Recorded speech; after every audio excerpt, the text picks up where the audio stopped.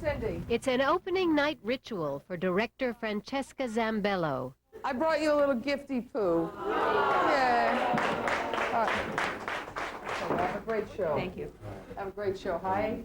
Off with that lipstick. She is making sure the singers are ready for the New York City Opera premiere of Tobias Picker's opera, EMMELINE. It's a living composer. Oh my God. And a living director. How are you, honey?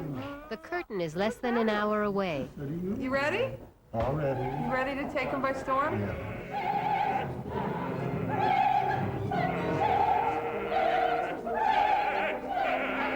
Every time you direct something, it's terrifying, because no matter how many times you've done something, if it's a piece you've done before, or if it's a new production or a new theater, it is always terrifying. And the moment it's not terrifying, I think I better stop, because it's that anxiety that in some way fuels you. This season alone, there are Francesca ZAMBELLO productions in 6 opera houses. From EMMELINE in New York, to Gluck's IPHIGÉNIE on TAURIDE at the Glimmerglass Opera in Cooperstown,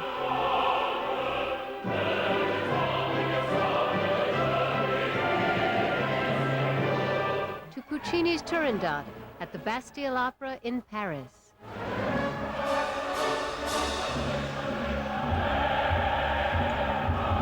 I have done a number of very, very large operas. In staging those, of course, part of the epic is very exciting and very exhilarating to work with 500 people on stage. But you have to always balance it with the very human aspects of the story. I think, in a very simple way, my job is storytelling. But as anybody who has ever tried to tell a story knows, doing it well is a challenge.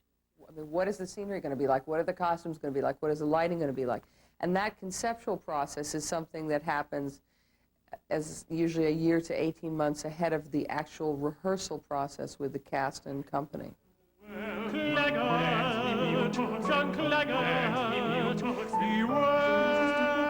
A few months ago, she was in Houston directing 2 operas simultaneously. Things are looking good. Moving effortlessly from the rarely performed Benjamin Britten opera, Billy Budd, to her new production of the Puccini classic, Madame Butterfly.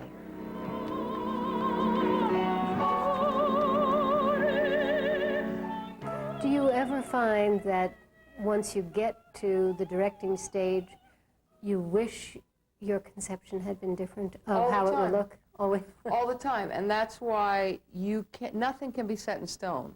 I mean, that's the exciting thing about working in live theater, is that nothing is set in stone.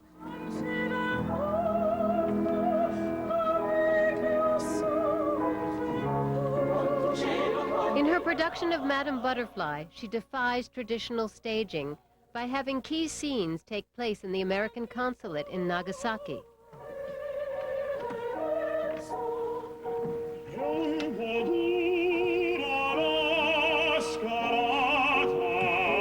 The goal was to bring into sharp focus the contrasting worlds of the U.S. naval officer Lieutenant Pinkerton and his Japanese bride, Madame Butterfly, whom Pinkerton eventually betrays.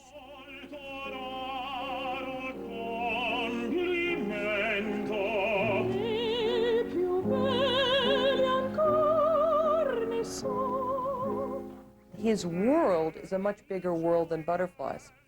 So we chose to use the American consulate as the very realistic world, and that everything to deal with Butterfly and her emotions was much more in a Japanese aesthetic and a much more romantic and extremely beautiful and extremely poetic, I hope, visual world, so that these 2 worlds would really have a contrast. I love the smoke. More smoke. There's never enough smoke. Make people really unhappy. I didn't say that. Francesca ZAMBELLO made her official directing debut 14 years ago at the Houston Grand Opera.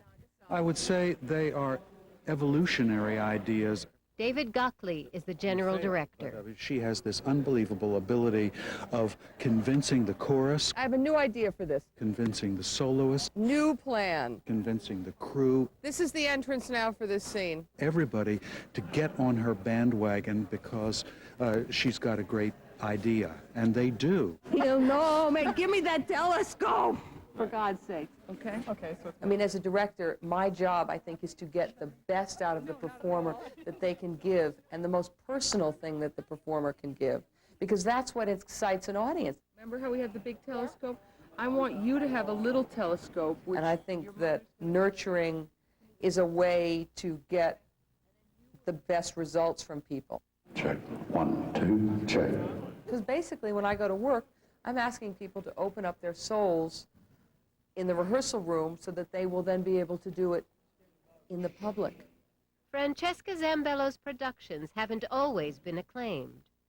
5 years ago, her unconventional staging of Lucia di Lammermoor at the Metropolitan Opera nearly created a riot in the theater. Her Metropolitan Opera debut became her Metropolitan Opera swan song. How did that affect you? I think that at that point in my life, it didn't feel that great, but it also makes you realize where your strengths are and what your work is about. And of course, I mean, what I do, and as I think any director is, it's very personal. While her home base is New York City, she spends about 3/4 of the year in Europe. Ironically, she feels that the controversy at the Metropolitan Opera opened doors for her overseas. Bonsoir, everybody. Ça va, les filles? Ça va, boys and girls? Ah, voilà, ça c'est parfait. She speaks 5 languages and prepared for her directing career by studying philosophy and English literature. Okay. Clearly, there are things that help you think.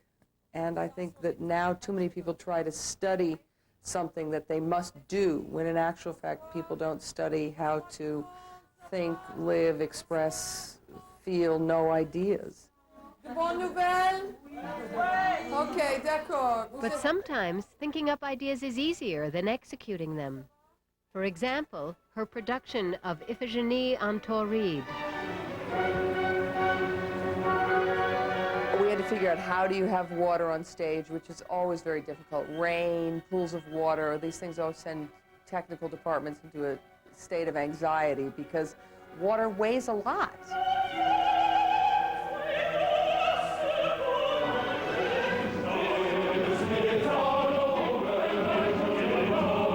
In her award-winning production of Billy Budd, she created an abstract British battleship, complete with above-deck and below-deck views. But the hanging of Billy Budd was extremely realistic.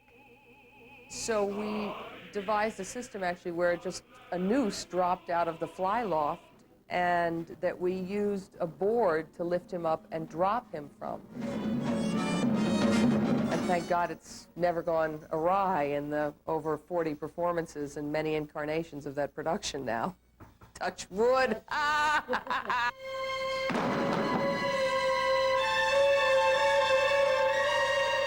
There are cities that really turn you on. Come on, Sugar. Francesca ZAMBELLO is much in demand. While she can tell you where she will be in the year 2001, she's also left room in her schedule for the unexpected. It is, after all, the unexpected that makes life, as well as opera, exciting.